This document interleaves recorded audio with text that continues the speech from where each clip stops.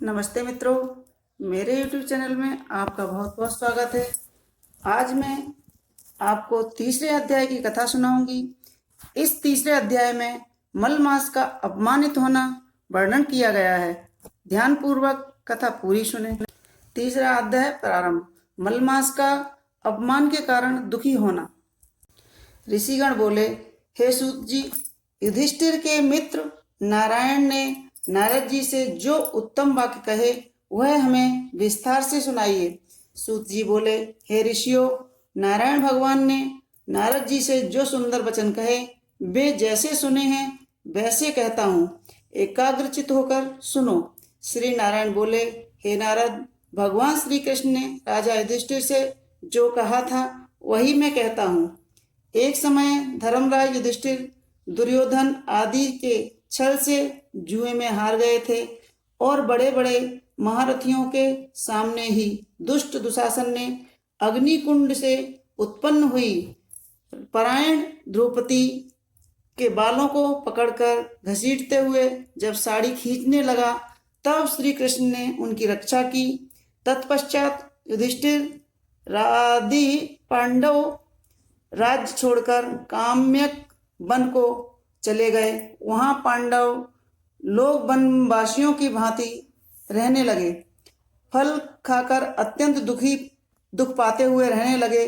देवकी नंदन श्री कृष्ण भगवान ने उनको दुखी देखा, मुनियों सहित काम्यक वन को गए। तब युधिष्ठिर, भीम, अर्जुन श्री कृष्ण भगवान को देखकर मानो देह में प्राण आ गई हो, छटपट उठे और प्रेम विह्वल हो बड़ी प्रीति से मिले। एवं नकुल सहदेव ने भी शीघ्र ही उनके चरण कमलों में प्रणाम किया। द्रौपदी ने भी कमजोरी बस धीरे धीरे चलकर प्रणाम किया। श्री कृष्ण ने युधिष्ठिर आदि भाइयों को रूरु मृग के वस्त्र पहनाए, धूलि से सने हुए रूखे शरीर और सिर के बाल बिखरे हुए दुखी रूप में देखा और उसी अवस्था में द्रौपदी को भी दुखी देख श्री कृष्ण भगवान अत्यंत दुखी हुए।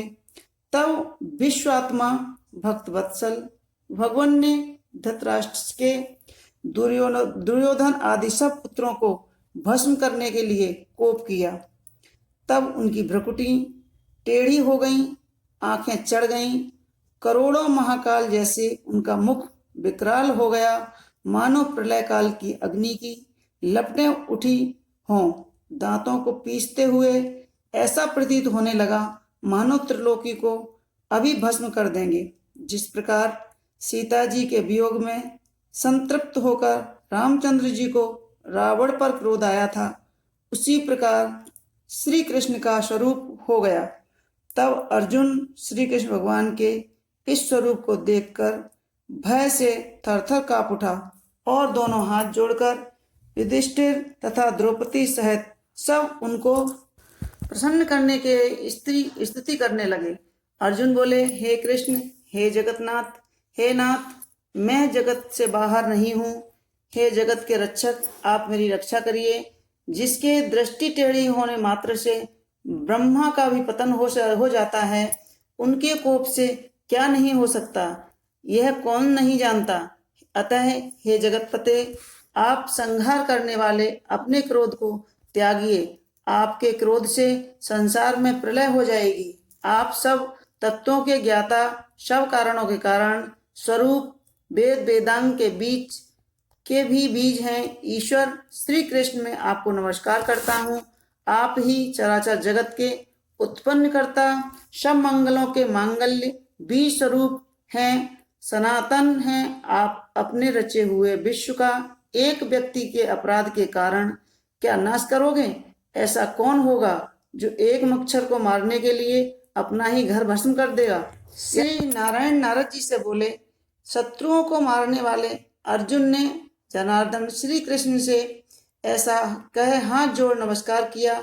सूत जी बोले, हे ऋषियों, जब श्री कृष्ण भगवान क्रोध त्याग कर चंद्रमा के समान शीतल हो गए, तब पांडवों ने श्री कृष्ण भगवान को शांत हुए देख करके सुख पाया, प्रेम से प्रफुल्लित मुख को देखकर युधिष्ठिर आदि सबने श्री कृष्ण भगवान को नमस्कार किया, प्रणाम कर कंद मूल फल आदि से उनकी पूजा की।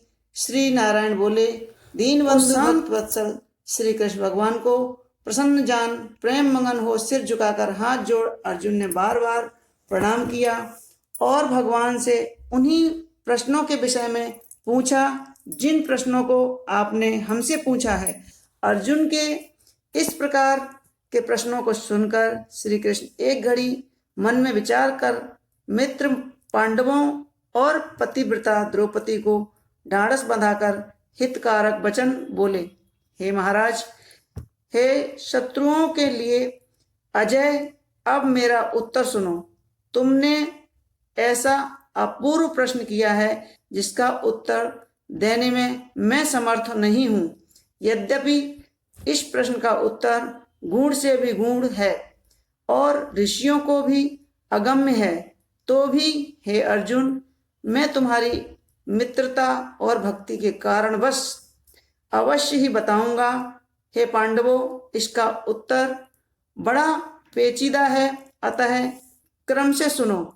चैत्र आदि जो 12 महीने हैं, शुक्ल और कृष्ण पक्ष, लव 60 रेणु, घड़ी 60 पल या 24 मिनट, याम 3 घंटे का समय, त्रियामा 3 पहर की रात्रि, 6 ऋतुएं, शिशिर, बसंत, ग्रीष्म, वर्षा, शरद और हेमंत, मुहूर्त 12 क्षण या 48 मिनट, दोनों अयन, उत्तरायण और दक्षिणायन, हायन, वर्ष, संवत, सोरस, सौर, चांद, सावन और बाहरस्त, युग, सतयुग, त्रेता, द्वापर और कलयुग तथा परार्ध से लेकर जिनके जितने काल वाचक हैं, एक घड़ी की संख्या से लेकर शंख महाशंख तक नदियां, समस्त विश्व की